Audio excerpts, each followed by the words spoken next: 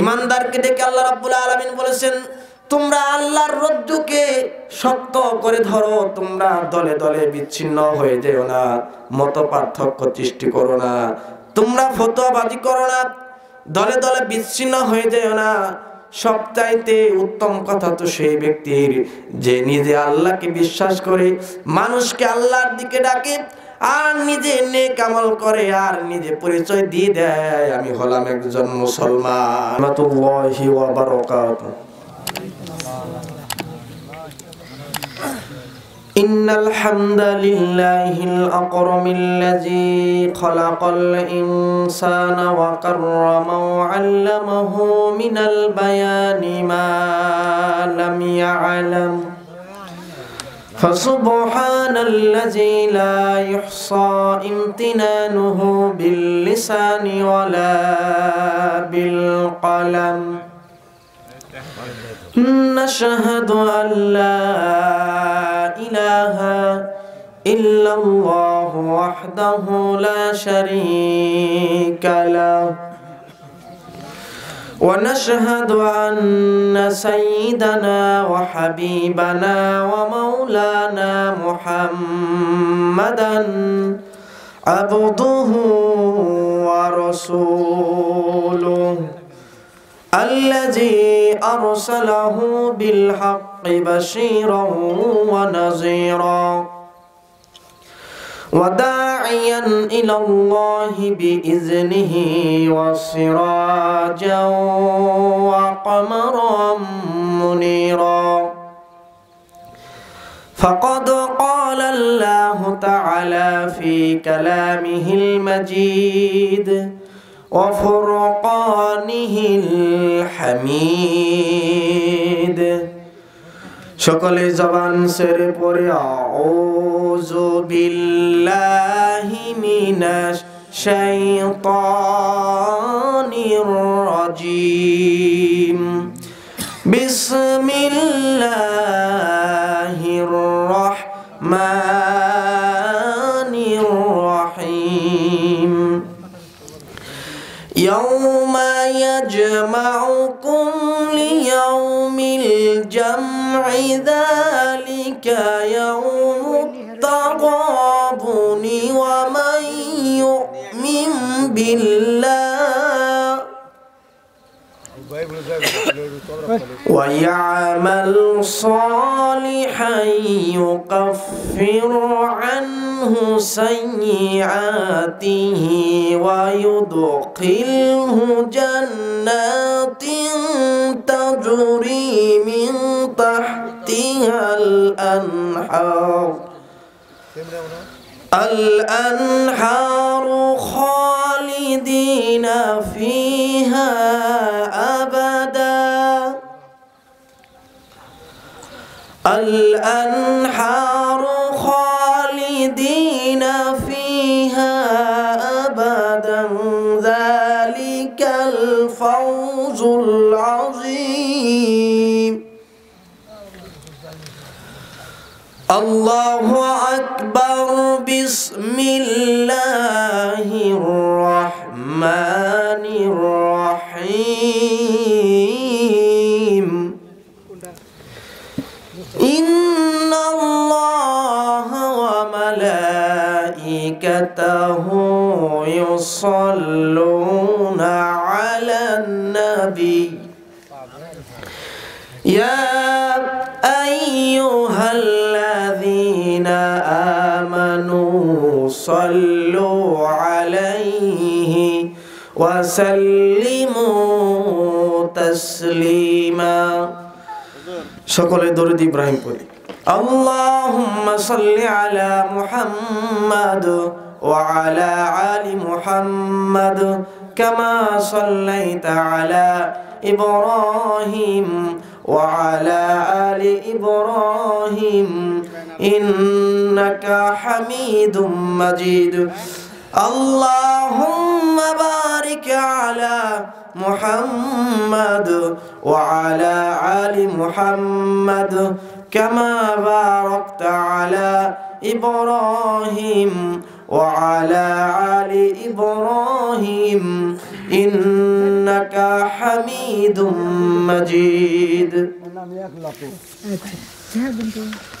ঐতিহ্যবাহী মরহুম নওশের বাসের চালা জামে মসজিদের উদ্যোগে আয়োজিত 17তম বার্ষিক ওয়াজ মাহফিলের সম্মানিত সভাপতি সাহেব, আমন্ত্রিত হযরত উলামায়ে কিরাম, মুরব্বিয়ানে জাম, অত্র এলাকা এবং পার্শ্ববর্তী এলাকা থেকে আগত আমার সমবয়সী তরুণ এবং যুবক ভাইয়েরা, পর্দার অন্তরালে অবস্থানরত আমার পর্দানিশী মা এবং বোনেরা, মহান আল্লাহ রাব্বুল আলামিনের আলিশান দরবারে লাখ কোটি শুকরিয়া আদায় করছি, নত শিরে সুজুদ পেশ করছি যে মহান আল্লাহ তাবারক ওয়া তাআলা আমাদেরকে অশান্তময় পৃথিবীর অশান্ত পরিবেশ থেকে, পাপ পঙ্কিলতায় পরিপূর্ণ গুনাহে ভরপুর অন্ধকারাচ্ছন্ন সমাজের ঘোর আধার থেকে, অমানিসা থেকে, জুলুমাত থেকে রহমতের হাত ছানি দিয়ে লাখ কোটি মুমিন মুসলমানের মধ্য হতে আমার আপনার মতো অযোগ্য নালায়েক গুনাহগার বান্দাদেরকে নির্বাচন করে দুনিয়ার মাটিতে নবী করিম সাল্লাল্লাহু আলাইহি ওয়াসাল্লামের ভাষায় জান্নাতের বাগানের মধ্যে বা ওয়াফ বা আজমত বা মুহাব্বত শামিল হওয়ার তৌফিক দান করেছেন। এজন্য আপনারা খুশি না বেজার? কম না বেশি? তাহলে হৃদয়ের সবটুকুন ভালোবাসা উজাড় করে দিয়ে সেই মহান মনিবের সেখানে কণ্ঠে শুকুর গুজার করছি, সকলে জবান ছেড়ে দিয়ে একযোগে পড়ছি আলহামদুলিল্লাহ। সম্মানিত হাজিরিন, আলোচনার সূচনায় মহাগ্রন্থ আল কুরআনুল কারীমের সূরা তাগাবুন থেকে একটা আয়াতে কারিমা তিলাওয়াত করেছি। এই আয়াতকে সামনে রেখে কিছু কথা উপস্থাপন করার চেষ্টা করব। আল্লাহ রাব্বুল আলামিন যেন সবার আগে আমাকে আমলের নিয়তে বলার এবং আপনাদেরকেও শুনবার জন্য তৌফিক দান করেন। এজন্য আল্লাহ তাআলার কাছে তৌফিক কামনা করছি। ওয়া মা তৌফিকি ইল্লা বিল্লাহ। আমরা পড়ি আমিন। আমিন। সম্মানিত হাজিরিন, আমরা যারা এখানে উপস্থিত হয়েছি, আজ থেকে 100 বছর পর আমরা দুনিয়ায় থাকব, এরকম কেউ কি চিন্তা করতে পারবো? করতে পারবো না। 100 বছর না হয় বাঁচলাম, কিন্তু আজ থেকে 200 বছর যে আমরা বাঁচতে পারবো, এই গ্যারান্টি কেউ কি দিতে পারবে? দিতে পারবে না।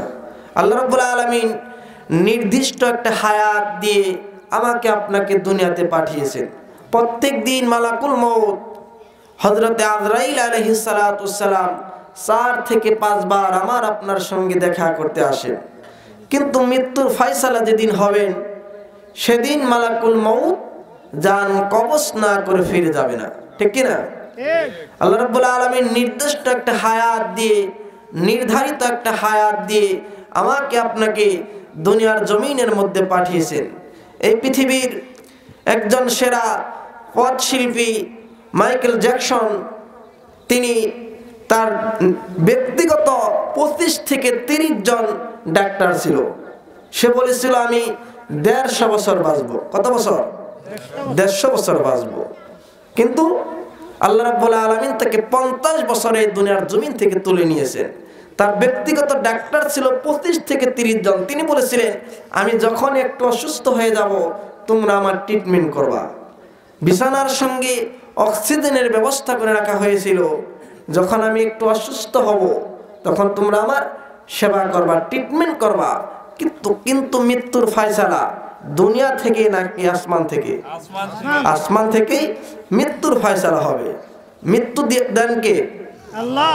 হায়াতের মালিক আল্লাহ, সবকিছুর মালিক কে? আল্লাহ।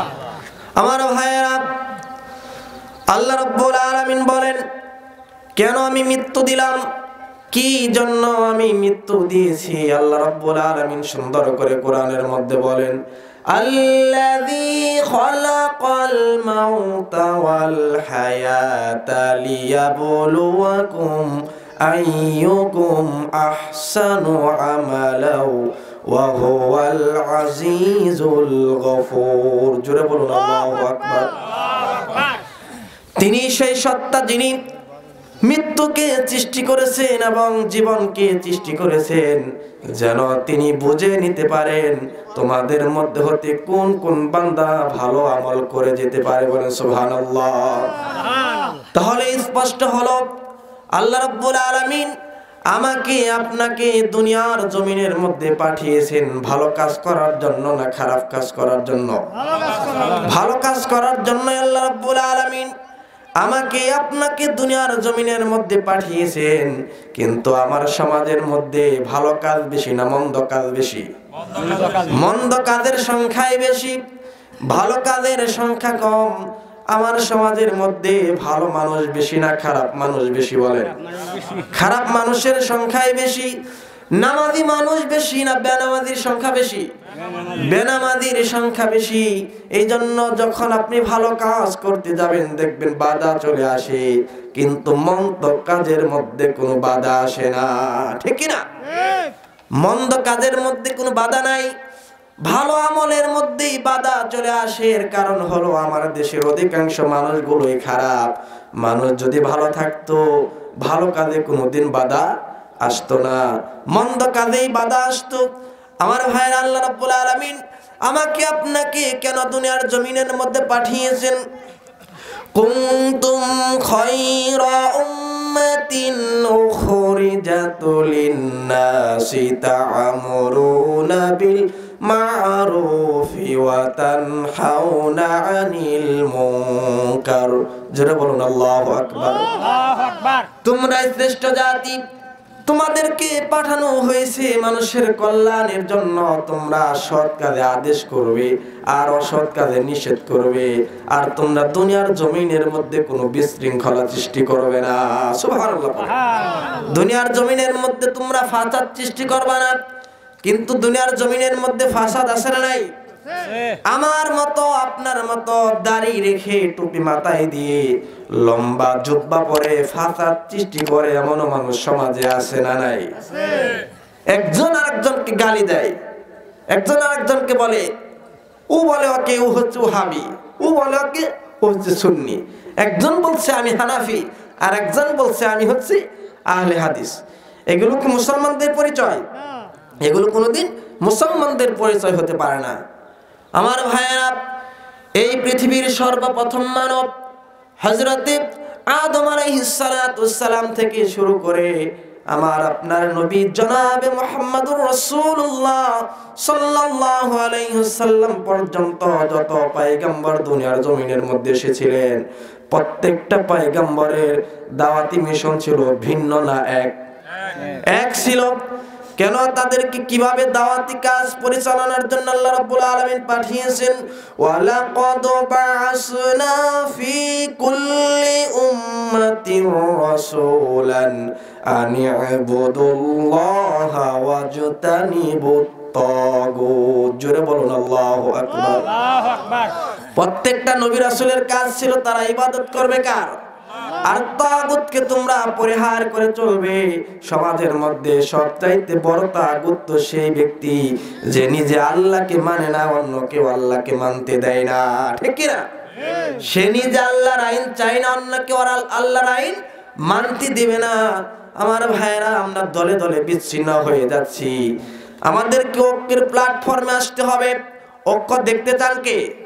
আল্লাহ রাব্বুল আলামিন ঐক্য দেখতে চান। এজন্য ঈমানদারকে ডাক দিয়ে আল্লাহ রাব্বুল আলামিন বলেন, ওয়াতাসিমু বিহাবলিল্লাহি জামিআন ওয়া লা তাফাররাকু ওয়াজকুরু নি'মাতাল্লাহি আলাইকুম ইন কুনতুম আ'দাআন ফাআল্লাফা বাইনা কুলুবিকুম ফাআসবাহতুম বিনি'মাতিহি ইখওয়ানা।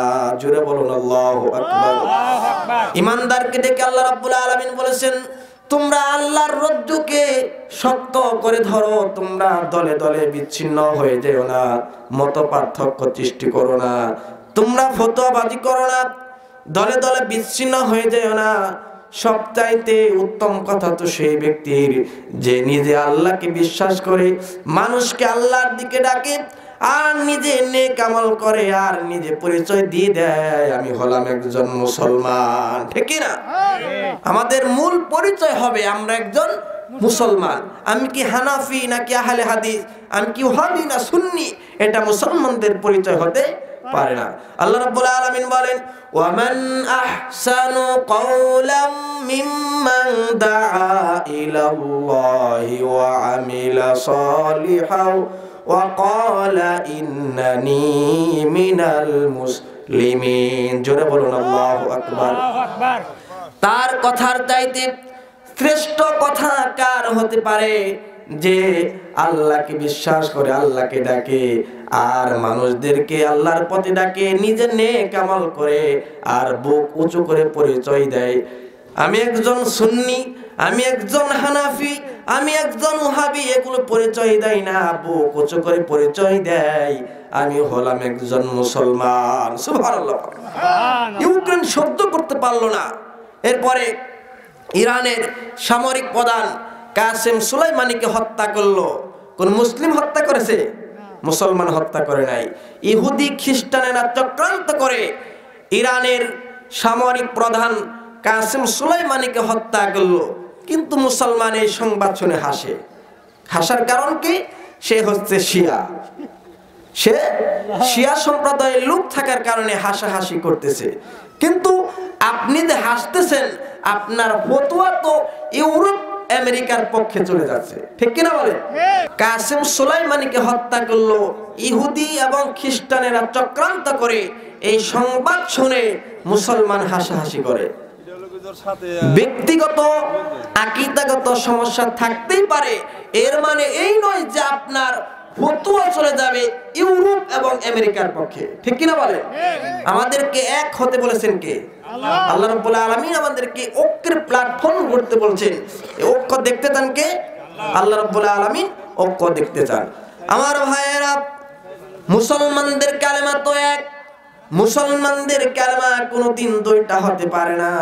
আল্লাহ রাব্বুল আলামিন কোরআনের মধ্যে সুন্দর করে বলেন, আলাম তারা কাইফা দারাবাল্লাহু মাসালান কালিমাতান তাইয়িবাতান কাশাজারাতিন তাইয়িবা আসলুহা সাবিতু ওয়া ফারউহা ফিস সামা।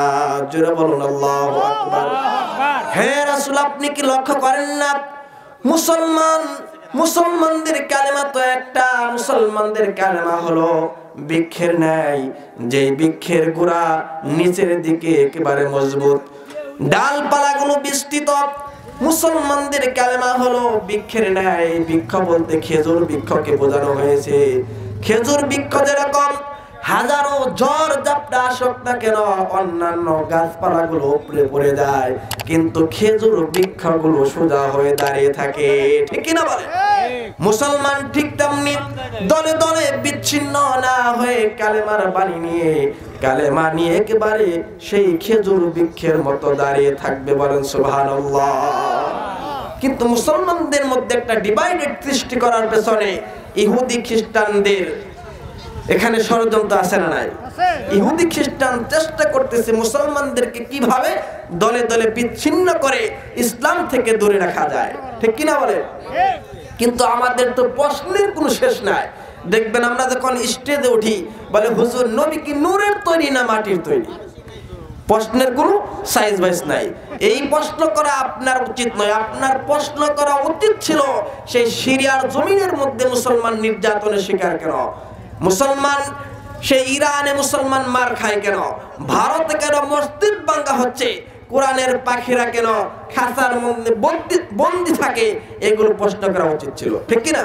আপনার প্রশ্ন করা উচিত, হুজুর আপনি শিরিক বেদাত নিয়ে কিছু কথা বলেন। আপনার প্রশ্ন করা উচিত ছিল, হুজুর আপনি হক দাওয়াত একামতের দাওয়াতের কথা বলেন, ঠিক কিনা বলেন? কিন্তু এই কথা কেউ বলতে চায় না। বললেই তো সমস্যা লেগে যাবে। কিন্তু বলে হুজুর নবী কি নূরের তৈরি না মাটির তৈরি? হাত কি নাভিতে বাঁধবো নাকি বুকে বাঁধবো? ফরজ নামাজের পর মোনাজাত হবে কি হবে না? এইগুলো মানুষ হুজুরদেরকে স্টেজের মধ্যে উঠলেই প্রশ্ন করে, ঠিক কিনা বলেন? সম্মানিত হাজিরিন, আমাদের দাওয়াত তো একেবারে সস্তা দাওয়াত। আর আমার আপনার নবী জনাবে মুহাম্মদ রাসূলুল্লাহ সাল্লাল্লাহু আলাইহি ওয়াসাল্লাম দাওয়াত দিয়েছেন, বাতিল দুর্গ থরথর করে কেঁপেছে। সুবহানাল্লাহ পড়ে।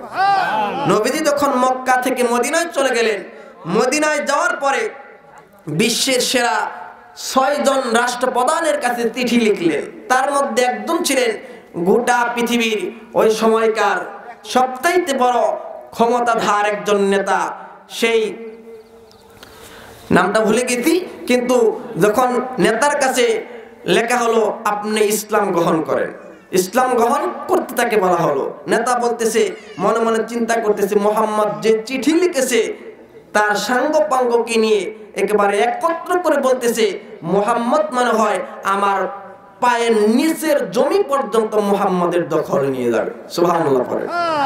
এই চিঠি লেখার পর নবী করিম সাল্লাল্লাহু আলাইহি সাল্লাম বললেন, তুমি ইসলাম কবুল করো, তুমি শান্তি পাবা, আর যদি ইসলাম কবুল না করো তোমার দ্বারা জুলুম হবে, আর জুলুমের কারণে তোমার উপর আল্লাহর লানত বর্ষিত হবে। নাউজুবিল্লাহ পড়ে।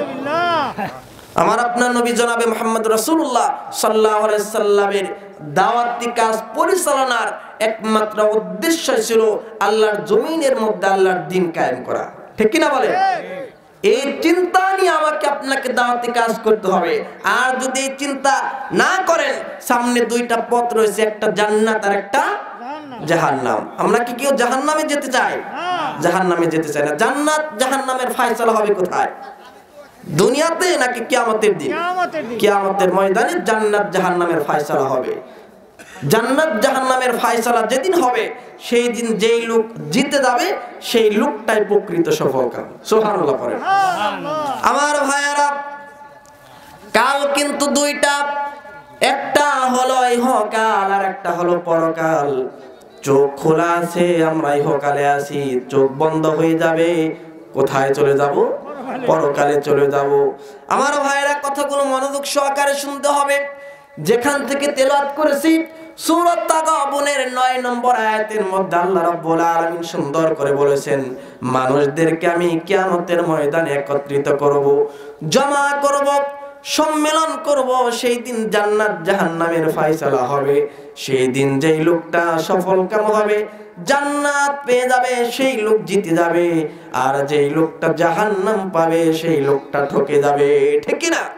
আল্লাহ রাব্বুল আলামিন বলেন, ইয়াউমা ইয়াজমাউকুম লিয়াউমিল জামঈ যালিকা ইয়াউমুত তাগাবুনি ওয়া মান ইউমিন বিল্লাহ ওয়া ইয়ামাল সালিহান ইউকাফির আনহু সাইয়্যাতি ওয়া ইউদখিলহু জান্নাতিন তাজরি মিন তাহতিহাল আনহার আল-আনহারু খালিদিনা ফিহা আবাদা যালিকাল ফাওজুল আযীম। জোরে বলুন আল্লাহু আকবার। সূরা তাগাবুন 9 নম্বর আয়াতের মধ্যে আল্লাহ রাব্বুল আলামিন বলেন, সেদিন আমি মানুষদেরকে জড়ো করব, একত্রিত করব, সম্মেলন ঘটাবো। যেই দিনের নাম হলো কিয়ামতের দিন। তাগাবুন মানে হলো হার জিতের দিন। সেই দিনটা হলো হার জিতের দিন। কেউ সেদিন হেরে যাবে, কেউ সেদিন জিতে যাবে।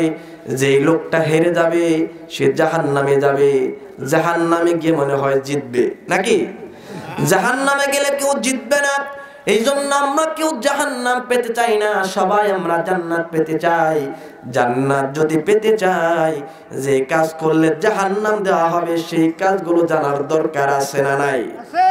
মোটামুটি 12টি কাজ যদি কারো মধ্যে পাওয়া যায়, সেই লোককে আল্লাহ জাহান্নামের আগুনের মধ্যে ফেলবেন।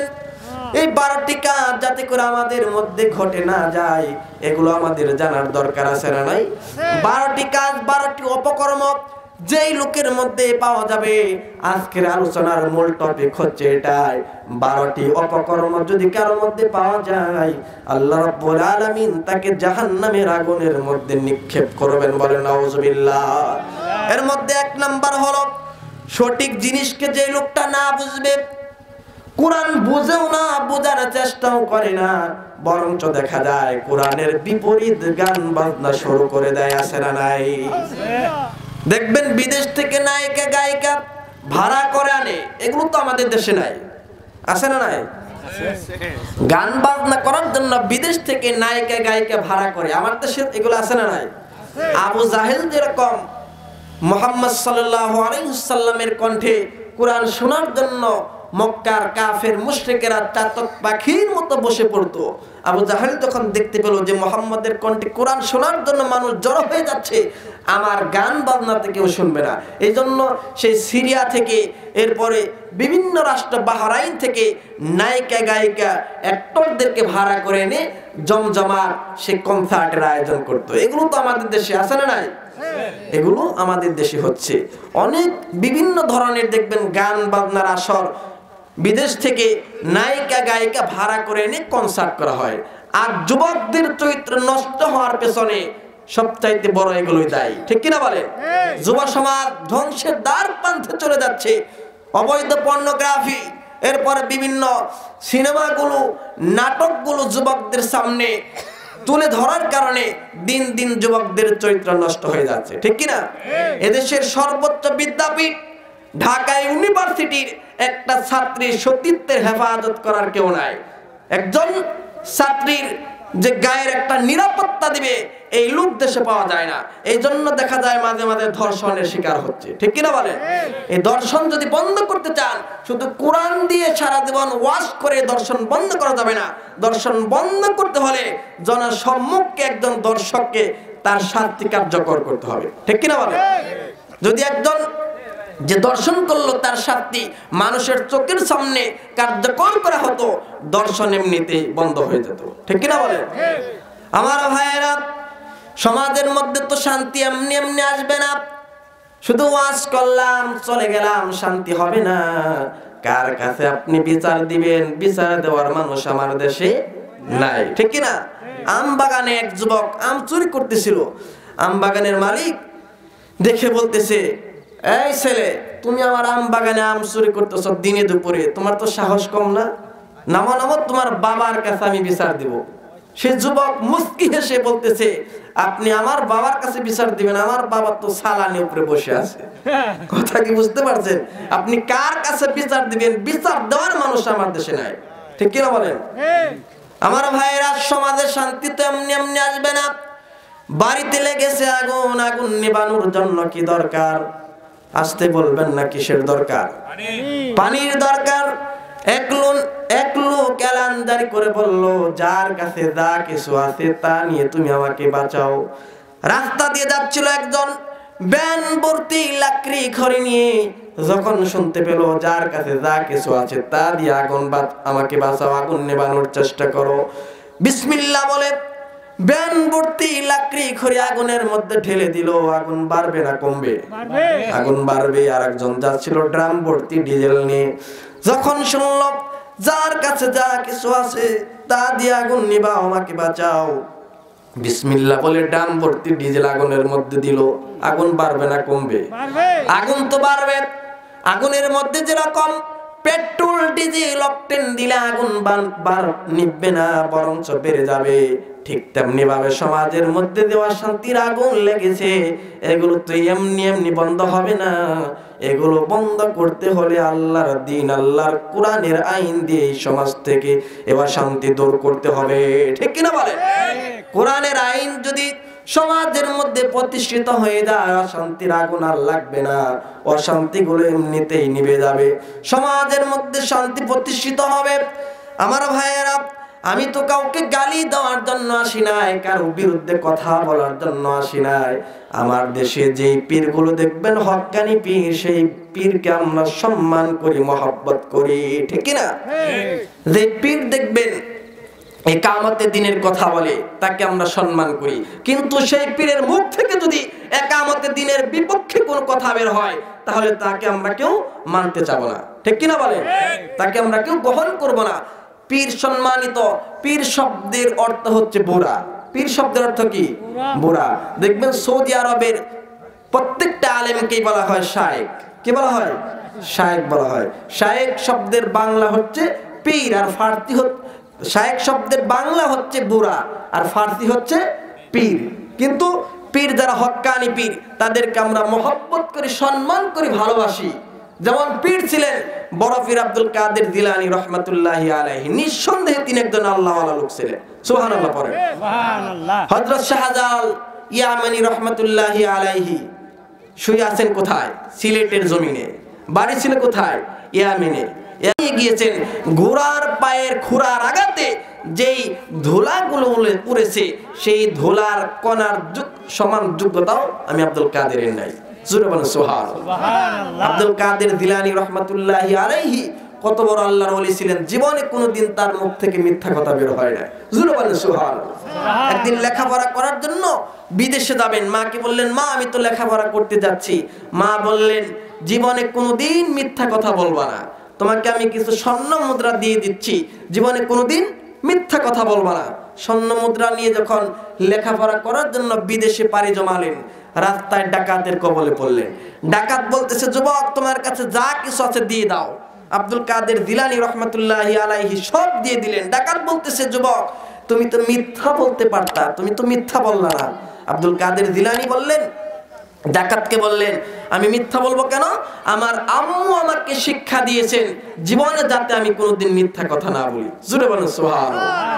কেমন ওলি ছিলেন, আল্লাহর ওলি ছিলেন আব্দুল কাদের জিলানী রাহমাতুল্লাহি আলাইহি। তার বাড়ির পাশে একটা চোর ছিল, 30 বছর চুরি করেছে, জীবনে কোনোদিন ধরা পড়ে নাই। কত বছর? 30 বছর একটানা চুরি করেছেন, কোনোদিন ধরা পড়ে নাই। একদিন চিন্তা করলেন যে 30 বছর চুরি করেছি, কোনোদিন তো ধরা পড়লাম না, আজকে পীরের বাড়িতে চুরি করতে যাব, যদি ধরা পড়ি বুঝতে পারবো এটা সত্যিকারের পীর, আর যদি ধরা না পড়ি তাহলে আমি বুঝতে পারবো যে আমি চোর ওর চাইতে বড় পীর, আমি চোর ওর চাইতে বড় পীর। এইরকম একটা চিন্তা মনের মধ্যে নিয়ে চুরি করার জন্য গেলেন। রাত্রি যখন গভীর হয়ে গেল, আব্দুল কাদের জিলানী রাহমাতুল্লাহি আলাইহি এশার নামাজ পড়ে ঘুমের মধ্যে চলে গেলেন। আর রাত্রি যখন গভীর হয়ে গেল, 12টা-1টা বেজে গেল, চোর করলো কি, ঘরের মধ্যে শীত কেটে, কাঁচা ঘরে ডোয়া শীত কেটে ঘরের ভিতর ঢুকে পড়লো। আব্দুল কাদের জিলানী রাহমাতুল্লাহি আলাইহি বুঝতে পারলেন, ঘুম ভেঙে গেল কিন্তু চোখ খুললেন না। বুঝতে পারলেন ঘরের ভিতর চোর ঢুকেছে, কিন্তু চোখ খুললেন না। চোর মাল সামানাগুলো একেবারে বস্তা ভর্তি করে দরজার কাছে নিয়ে আসতেছে, আর মনে মনে চিন্তা করতেছে, ও তুমি না আল্লাহর ওলি, তুমি না এত বড় পীর, তোমার বাড়ির সব কিছু আমি নিয়ে যাচ্ছি, দেখি আজকে কিভাবে তুমি ফেরাও। বস্তা ভর্তি করে জানমাল, এই সম্পত্তিগুলো, স্বর্ণ অলংকার গুলো নিয়ে যখন দরজার কাছে গেলেন, দরজা অটোমেটিক লেগে গেল। আবার যখন বস্তা ছেড়ে দেয়, হাত থেকে ছেড়ে দেয় বস্তা, সে দরজা অটোমেটিক খুলে যায়। আবার বস্তা নিয়ে দরজার কাছে যায়, দরজা লেগে যায়, বস্তা রেখে দেয়, দরজা খুলে যায়। চোর মনে মনে চিন্তা করতেছে, এই পীরের বাড়ির সম্পত্তিগুলো আমি হজম করতে পারবো না। বলেন সুবহানাল্লাহ। কারণ আল্লাহর যারা প্রকৃত বান্দা তাদের মধ্যে আয়াতুল কুরসি আছে না নাই? আয়াতুল কুরসি যদি কেউ সকাল সন্ধ্যা তেলাওয়াত করে বুকের মধ্যে ফু দিতে পারে, আল্লাহ রাব্বুল আলামিন তার জানমালের একেবারে সিকিউরিটি দিয়ে দেয়। বলেন সুবহানাল্লাহ। আব্দুল কাদের জিলানী রাহমাতুল্লাহি আলাইহি ঘুম ভেঙে গেছে, কিন্তু চোখ খুলতেছে না। চোর মনে মনে চিন্তা করতেছে, আমার তো জীবন বাঁচাতে হবে, কোনোভাবেই তো আমার ধরা খাওয়া যাবে না, কোনোভাবে আমার ধরা খাওয়া যাবে না। যদি ধরা খেয়ে যায় বাঁচার কোনো পথ থাকবে না, বাঁচার কোনো পথ থাকবে না, আমি তো মার খাবো। এই চিন্তা মনের মধ্যে নিয়ে তিনি চিন্তা করলেন, আজকে ধন সম্পত্তি না নিয়ে আমার জানটা কোন রকম বাঁচাবো। বস্তা রেখে দরজার কাছে গেল জীবন বাঁচানোর জন্য, কিন্তু তিনি দেখতে পেলেন দরজা কে যেন বাহির দিক থেকে আটকে দিয়েছে। বাহির দিক থেকে কে যেন একেবারে দরজাটা আটকে দিয়েছে। মনে মনে চিন্তা করলেন, দরজা তো কোনোভাবে খাওয়া যাবেই না। হযরত আব্দুল কাদের জিলানী রাহমাতুল্লাহি আলাইহি চৌকির উপর শুয়ে আছেন। তিনি চৌকির নিচে শেল্টার নিলেন, চৌকির নিচে জায়গা করে নিলেন। মনে মনে চিন্তা করলেন, কোনোভাবে আমার ধরা খাওয়া যাবে না। একজন ছিলেন বিখ্যাত, একজন আল্লাহর ওলি, জগতের একজন বিখ্যাত লোক, আর একজন হচ্ছে কুখ্যাত চোর। দুইজনই কার বান্দা? আল্লাহর বান্দা। একজন জগতের বিখ্যাত একজন আল্লাহর ওলি ছিলেন, আর একজন ছিলেন জগতের একজন কুখ্যাত চোর। চোর মনে মনে চিন্তা করতেছে, যেহেতু আল্লাহর ওলি, তাহাজ্জুদের নামাজ পড়বে, ওযু করার জন্য যখন উঠবে ওই সময় আমি দরজা দিয়ে দৌড় মেরে পালিয়ে যাব। আব্দুল কাদের জিলানী রহমাতুল্লাহি আলাইহি মনে মনে চিন্তা করলেন, বাড়িতে চোর রেখে, চৌকির তলে চোর রেখে আমি আজকে তাহাজ্জুদের নামাজের জন্য ওযু করতে বের হব না। কথা কি বুঝতে পারছেন? তিনি ওযুর বিকল্প তায়াম্মুম করলেন। ওযুর বিকল্প তায়াম্মুম আছে না নাই? তায়াম্মুম করে তাহাজ্জুদের নামাজের মধ্যে দাঁড়িয়ে গেলেন। চোর চৌকির তল থেকে মনে মনে চিন্তা করতেছে, এ কেমন আল্লাহর ওলি, ওযু ছাড়াই নামাজ পড়ে, ওযু ছাড়াই নামাজ পড়ে। এজন্য কোনো কিছু বুঝে শুনে না বুঝে মানুষের বিরুদ্ধে কোনো কথা বলা জায়েজ নাই। কিন্তু চোর মনে মনে চিন্তা করলেন, ওলি তো আল্লাহর ওলি, দেখতে পাচ্ছি ওযু ছাড়া নামাজ পড়তেছে। চোর মনে মনে চিন্তা করলেন, আল্লাহর ওলি আব্দুল কাদের জিলানী তো ফজরের নামাজ পড়ার জন্য মসজিদে যাবেন, জামাতে নামাজ পড়বেন, ওই সময় আমি বের হয়ে যাব। আব্দুল কাদের জিলানী মনে মনে চিন্তা করলেন, চোরকে বাড়িতে রেখে আমি আজকে জামাতে ফজরের নামাজে যাব না। কারণ যদি রাস্তা নিরাপদ না হয় জামাতে নামাজ পড়া জায়েজ নয়। রাস্তা নিরাপদ থাকতে হবে, জানমালের নিরাপত্তা থাকতে হবে। তিনি ওযুর বিকল্প যে তায়াম্মুম করেছেন, তায়াম্মুম তো রয়ে গিয়েছে। সেই অবস্থায় ফজরের নামাজটা বাড়িতে সমাপ্ত করলেন।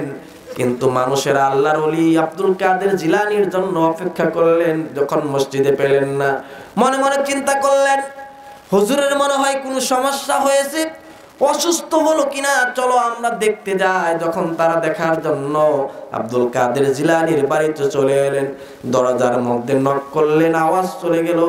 আওয়াজ যখন হলো, চোর চৌকির তল থেকে মনে মনে চিন্তা করতেছে, আল্লাহর ওলি আব্দুল কাদের জিলানী মনে হয় তার মুরিদদেরকে খবর দিছে।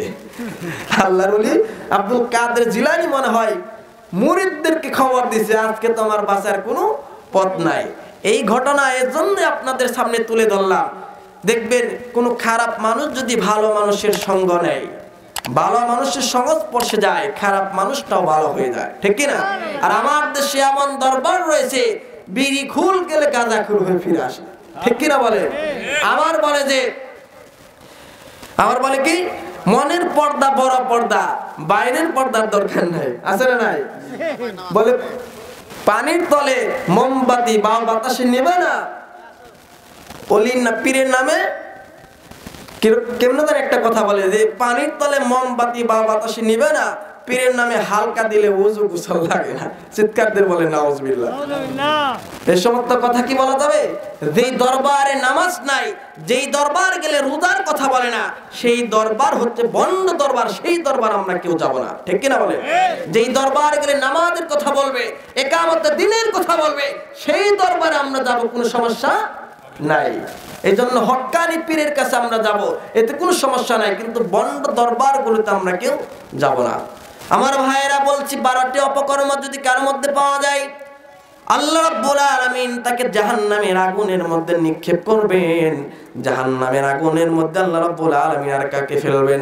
আল্লাহ রাব্বুল আলামিন বলেন, ওয়ালা কদ জারআনা লি জাহান্নামা কাসীরাম মিনাল জিন্নি ওয়াল ইনস লাহুম কুলুবুন লা ইয়াফকাহুনা বিহা ওয়া লাহুম আ'য়ুনুন লা ইউবসিরুনা বিহা ওয়া লাহুম আযানুন লা ইয়াসমাউনা বিহা উলাইকা কাল আনআমি বাল হুম আদল উলাইকা হুমুল গাফিলুন। জোরে বলুন আল্লাহু আকবার। আল্লাহ রাব্বুল আলামিন বলেন, অধিকাংশ মানুষ জাহান্নামের আগুনের মধ্যে যাবে, যাদের অন্তর আছে তারা বোঝে না, যাদের কান আছে তারা শুনে না, যাদের চক্ষু আছে ভালো ভালো জিনিস দেখে না। আমার দেশে অনেক মানুষ আছে খারাপ জিনিসগুলো চোখ দিয়ে দেখে, কিন্তু ভালো জিনিস দেখে না, ঠিক কি না? বলে এই চোখ দিয়ে আমরা দেখবো ভালো না খারাপ? আসতে বলবেন না ভালো না খারাপ? ভালো ভালো জিনিসগুলো আমাদের দেখতে হবে, ভালো ভালো আমলগুলো আমাদের করতে হবে। যাকে তাকে বন্ধু রূপে গ্রহণ করা যাবে না, ঠিক কি না? সৎ লোককে আপনার বন্ধু বানাতে হবে, কিন্তু সৎ লোক খুঁজে পাওয়া খুবই কষ্টকর। আপনার সন্তানকে কলেজে পড়তে দিয়েছেন, আপনার খেয়াল রাখতে হবে আপনার সন্তান কি কোনো অসৎ বন্ধুর সঙ্গে মিশে ইয়াবা সেবন করতেছে কিনা, মাদকাসক্ত হয়ে যাচ্ছে কিনা, আপনার খেয়াল রাখার দরকার আছে না নাই? বুঝতে হবে, জানতে হবে। এগুলো যদি আপনি না করেন, জাহান্নামের আগুনের মধ্যে আল্লাহ রাব্বুল আলামিন আপনাকে নিক্ষেপ করবেন। এক নাম্বার বলেছি, যারা সঠিক জিনিসকে না বুঝবে আল্লাহ তাকে জাহান্নামে ফেলবেন। নাম্বার 2 নাম্বার আল্লাহ রাব্বুল আলামিন বলেছেন, পাপকে যারা ভয় না করে তাদেরকে আল্লাহ রাব্বুল আলামিন জাহান্নামের আগুনে ফেলবেন। পাপ করার পর অনুশোচনার দরকার আছে না নাই? পাপ করার পর যদি পাপকে আপনি পাপ না মনে করেন, ডোন্ট কেয়ার মনে করেন, আবার পাপের কাজে ধাবিত হয়ে যান, জাহান্নামের আগুনের মধ্যে নিক্ষেপ করবেন কে? আল্লাহ রাব্বুল আলামিন জাহান্নামের আগুনের মধ্যে আপনাকে নিক্ষেপ করবেন। এজন্য আমার আপনার জীবনে গুনাহ আছে না নাই বলেন? মানুষের জীবনে গুনাহ হবে, এটা স্বাভাবিক, কিন্তু গুনাহ হওয়ার পর তওবা করতে হবে কার কাছে বলেন? আল্লাহর কাছে তওবা করতে হবে। আর যদি গুনাহ করার পর অনুশোচনা সৃষ্টি না হয়, কিয়ামতের ময়দানে ধরা খাওয়ার আশা আছে না নাই? কিয়ামতের ময়দানে আপনাকে আল্লাহ রাব্বুল আলামিন পাকড়াও করে ধরবেন, যেদিন হিসাব নিকাশ হবে। কিয়ামতের ময়দানটা বিভীষিকাময় হবে, যেদিন কেউ কারো উপকারে আসবে না। আল্লাহ রাব্বুল আলামিন যারা যারা আমলনামা তার কাছে দিবেন, আল্লাহ রাব্বুল আলামিন সেদিন বলবেন, ইকরা কিতাবাকা কাফা বিনাফসিকাল ইয়াউমা আলাইকা হাসিবা। জোরে বলুন আল্লাহু আকবার। আজকে তোমার আমলনামা তোমার হাতে দেওয়া হচ্ছে, তোমার আমলনামা তোমার হাতে দিলাম। তোমার বিচারের জন্য দুনিয়ার কোনো মানুষ লাগবে না, তোমার বিচারের জন্য আজকে তুমি নিজেই যথেষ্ট। তোমার আমলনামা আজকে তুমি পড়ো, তোমার হিসাব নিকাশ তুমি করো। সামান্য হাতের মধ্যে পাওয়ার কারণে নির্দোষীকে তুমি দোষী বানিয়েছো, ফাঁসির কাস্টে ঝুলিয়েছো, আর একজন দোষীকে তুমি ছেড়ে দিয়েছো। আজকে তোমার হিসাবের জন্য তুমি যথেষ্ট। আমার ভাইরা, আমার দেশে যত মানুষের ফাঁসি দিয়ে দুনিয়ার জমিন থেকে বিদায় দেওয়া হয়, অধিকাংশ দেখবেন আল্লাহ প্রেমিক ছিল, ঠিক কিনা বলেন? একটা গরিবের মেয়ে যদি বাড়ি থেকে বের হয়ে 4 দিন 5 দিন পর্যন্ত পাওয়া না যায়, মানুষ কি বলে? পালিয়ে গেছে, ঠিক কিনা? কিন্তু একটা ধনীর মেয়ে যদি ঘর থেকে 4 দিন 5 দিন পর্যন্ত খুঁজে পাওয়া না যায়, তার কি বলে? যে একটু বেড়ানোর জন্য গেছে, মার্কেটে গেছে, ঠিক কিনা বলেন? আইন কিন্তু সবার জন্য আমার দেশে সমান নয়, ঠিক কিনা? আইন যদি সবার জন্য সমান থাকতো, তাহলে কোরআনের পাখিকে সেই কারাগারের মধ্যে আবদ্ধ অবস্থায় থেকে তাকে দুনিয়ার জমিন থেকে বিদায় নেওয়া লাগতো না, ঠিক কিনা?